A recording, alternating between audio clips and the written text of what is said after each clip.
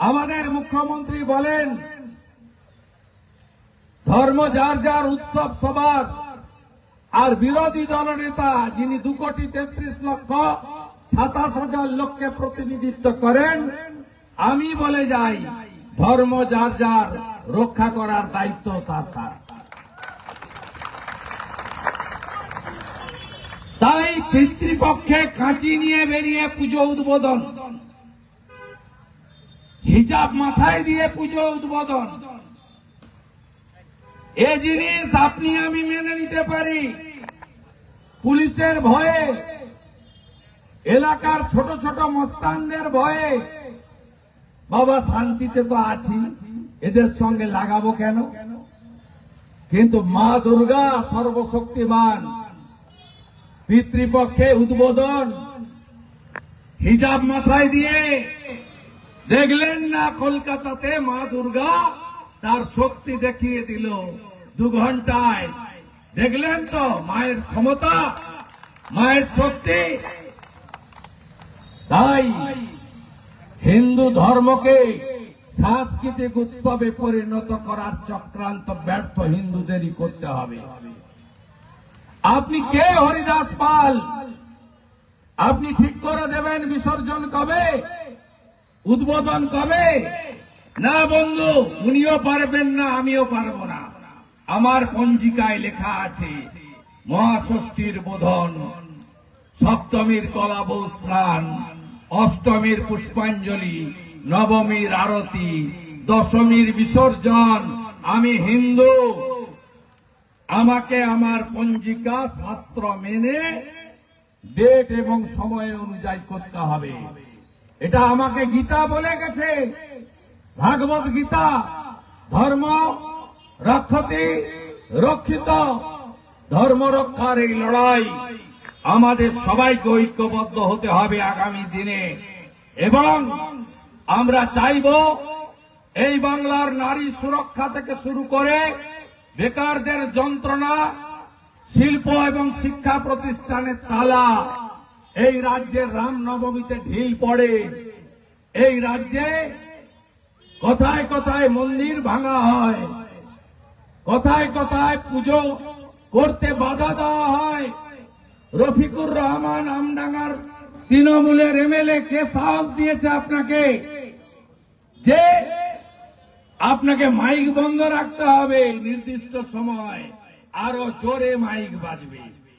পারলে আটকে দেখান, শক্তি দেখাতে হবে। সময় এসেছে, হিন্দুতার তাকত দেখান যদি বাঁচতে চান, নইলে আপনার অবস্থাও বাংলাদেশের মতো হবে। দিন সমাগত, ঐক্যবদ্ধ হন। ধর্মরক্ষার এই লড়াইতে আপনাকে জিততেই হবে। পুলিশের সামনে মহেশতলা রবীন্দ্রনগরে তুলসী মঞ্চ তুলে ফেলে দেয়। কোন রাজ্যে বসবাস করি? কৃষ্ণনগরের সাংসদ আচার মালা, তুলসী মালাকে বলে কাঠের মালা। সাহস! হরগোবিন্দ দাস, চন্দন দাসের বাড়িতে ঢুকে খুন করে দিয়ে আসে। তারা সিপিএম এর সমর্থক ছিল। আমি তাদের বাড়িতে গেছিলাম, মুখ্যমন্ত্রীর টাকা তারা গ্রহণ করেনি, আমাদের বিজেপির দেওয়া অর্থ নিয়েছে। আমি জিজ্ঞেস করেছিলাম, আপনারা তো বামপন্থী, বামপন্থীরা তো ধর্মকে আফিম বলে, বামপন্থীরা তো বলে সেকুলারিজম জিন্দাবাদ। খুন করলো কেন? বললো আমরা হিন্দু, মৃৎশিল্পী ঠাকুর বানাই, তাই পশু কাটার তরবারি দিয়ে বাড়িতে ঢুকে 75 বছরের বাবা হরগোবিন্দ দাস, 45 বছরের যুবক সন্তান চন্দন দাসকে খুন করে দিয়ে চলে গেল।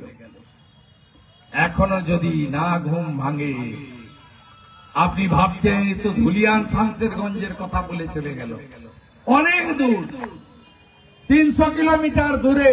না বন্ধু, বাংলাদেশে আমরা আগে 33% ছিলাম, এখন মাত্র 7%। পশ্চিমবাংলা আগে আমরা 85% ছিলাম, এখন আমরা 65-66-তে নেমে গেছি। আর মাত্র 10টা বছর, তারপরে মুর্শিদাবাদের মতো আপনাকে বলতে হবে আমি সংখ্যালঘু হিন্দু। তাই সময় এখনো আছে। মা দুর্গাকে সামনে রেখে এই অসুরদেরকে 26-এ এই বাংলা থেকে তাড়াতেই হবে। মা যেন সেই শক্তি আমাদের প্রত্যেককে দেন। পুজো ভালো কাটুক এই প্রার্থনা রেখে বিশিষ্ট শিক্ষাবিদ প্রাক্তন রাজ্যপাল তথাগত রায়ের একটি কথা আমি বলে শেষ করব।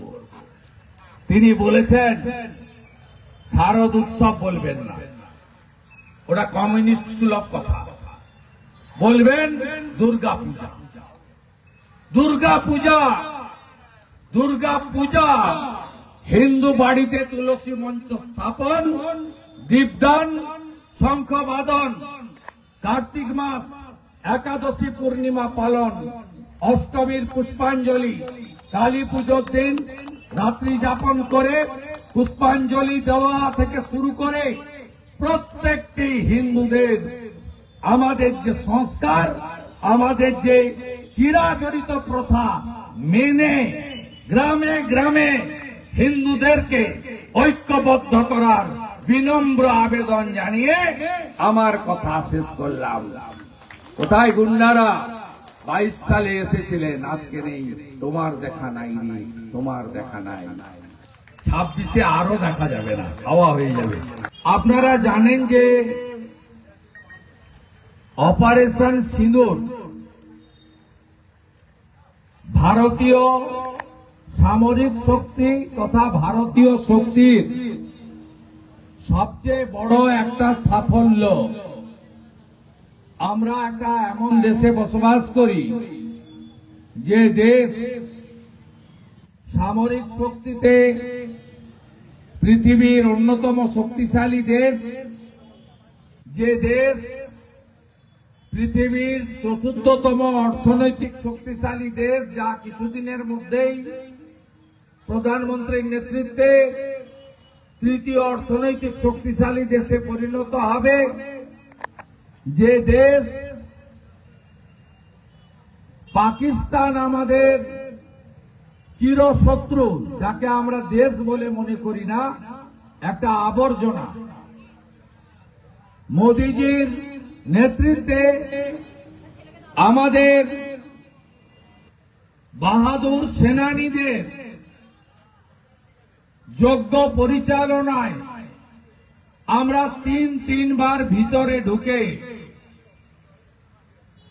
আমরা আমাদের শত্রু দেশকে পর্যুদস্ত করেছি। 22-এ